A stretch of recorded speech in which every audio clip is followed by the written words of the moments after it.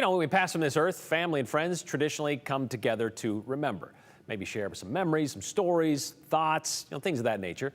Other species may mourn, but it's uniquely human to come together for a funeral. What happens, though, if there's nobody there to do that? It's a somber thought to pass away from this earth and nobody there to remember us. Ada County Coroner Dottie Owens took that to heart. She decided to do something for those who pass in our community that have nobody around. Joe Paris takes us to Cloverdale Funeral Home, where today the forgotten are remembered again. A crowd sits at Terrace Lawn Memorial Gardens to celebrate the lives of those who've passed. The dynamic here, though, is unique. Those in attendance at this memorial never really knew the people being celebrated. Everyone is important, and each of us leaves something behind when we depart from this life. It's that notion that inspired Ada County Coroner Dottie Owens to do something for those who seem to have been forgotten.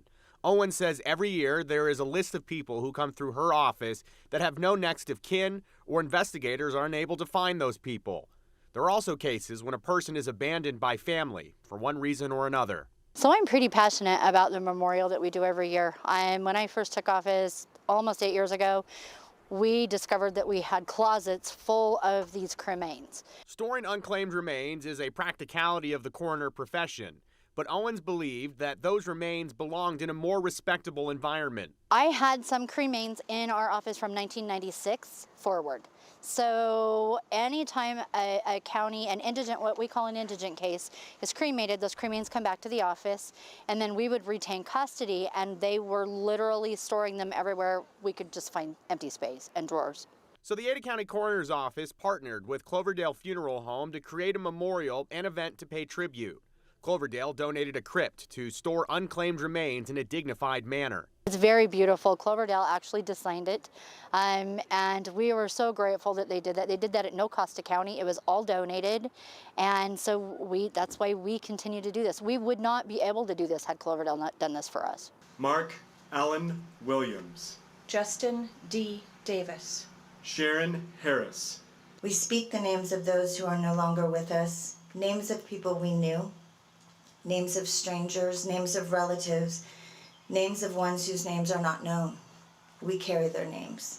Members of the public and county staffers joined in on the special memorial service, but this does not mark the end of the road for unclaimed remains. The effort to connect with families continues for Owens and her staff. With these cases, there's a lot of heart and soul that goes into finding these individuals' families. Once we get through the cremation process, we just don't stop looking. We've got investigators, if they've got downtime. If I've got downtime, my chief will pull out a case and start going through it and looking for, did we miss something? Is there some kind of relation somewhere that we just haven't identified? Coroner Owens says there's no state statute on how long they need to maintain remains, but they do have their own policy. Always keep looking. We do that for families because we are with technology.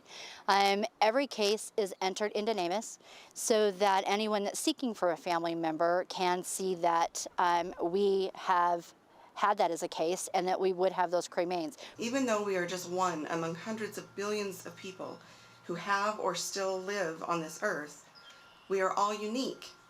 We are all known and loved by someone. We all matter. It's wonderful to know that community and our staff and Cloverdale and everyone that's been involved in this, there's still that need to find placement. All right, Joe, she talked about the names. You heard the names being read during the ceremony today, but are they like carved in stone, those names, those people? Are they there kind of commemorated forever?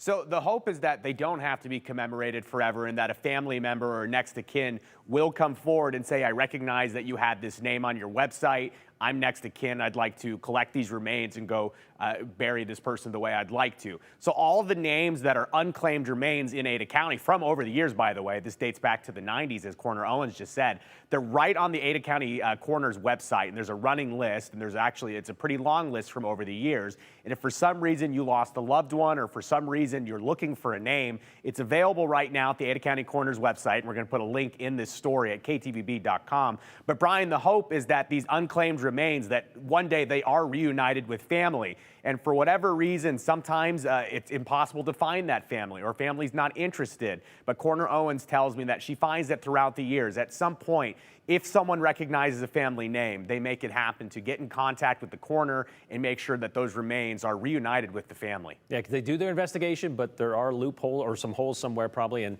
you never know. With blended families these days, anything's possible. Somebody's connected somewhere. And it has to be next of kin under state statute, so they can't just start handing out remains to people that say they're friends. So there is some technicalities to get through, but they really just want to get these remains buried with their family. All right, thank you very much, Joe.